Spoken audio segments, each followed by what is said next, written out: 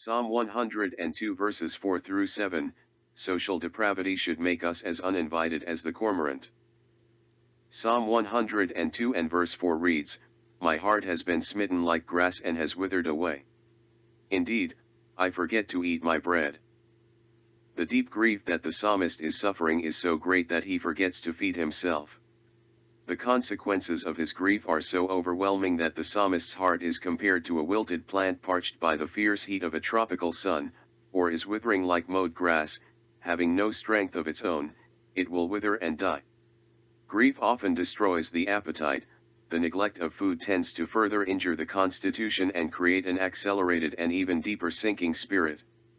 Just as a withering flower no longer soaks in the dew, or draws up the nutrients from the soil, so it is with a heart parched with intense grief and yet one that refuses to be consoled for its own well-being. At that point, it may rapidly descend into weakness, despondency, and dismay.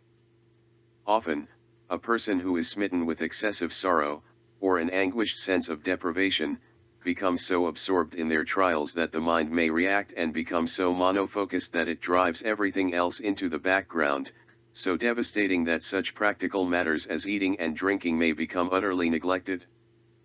Psalm 102, verses 5 to 7, "Because of the loudness of my groaning my bones cling to my flesh.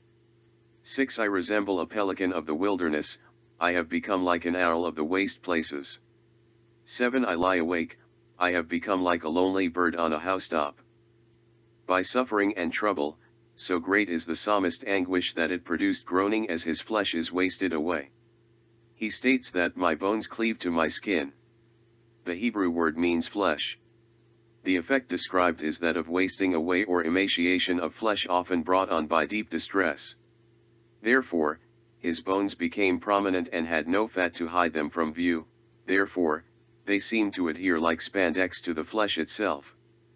By reason of loudness of his groaning, his bones seemed to cleave to his skin. He became emaciated with sorrow. He had groaned himself down to a living skeleton, comparing his bodily appearance to a smoke-dried, withered, burnt-up thing, but this good man was so moved with sympathy for Zion's ills that he was wasted down to skin and bone. He writes, "I am like a pelican." The writer used a Hebrew word where his intent was to emphasize the idea of vomiting, as the bird vomits the shells and other substances which it has also voraciously swallowed. The Hebrew word is translated as a pelican 3 times and a cormorant twice. Essentially these are birds that are considered under biblical law to be unclean. Leviticus 11:18 The pelican of the wilderness, as David calls it, is certainly the most somber, austere bird.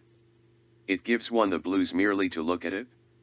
David could find no more expressive type of solitude and melancholy by which to illustrate his own sad state. It is a bird in the midst of desolation which becomes a metaphor of loneliness and distress. The psalmist likens himself to the 2 birds which were commonly used as emblems of gloom and wretchedness. In comparison, it is unbecoming for Christian men to be playing the role of a peacock with the flagrant plumage of worldly pride when the ills of our deviant and social depravity should make us as uninvited as the homely cormorant. Instead, the apostate churchmen behave like a pack of vultures, devouring the prey of our decaying churches that have cast aside the living word of God and exchanged it for human wisdom built on demonic lies. The psalmist's friends have deserted him, or at least, became shy of him. Even so, it appears that he could have cared less for their company. This, as the melancholic disposition of the downcast, overtook him and he drew inward.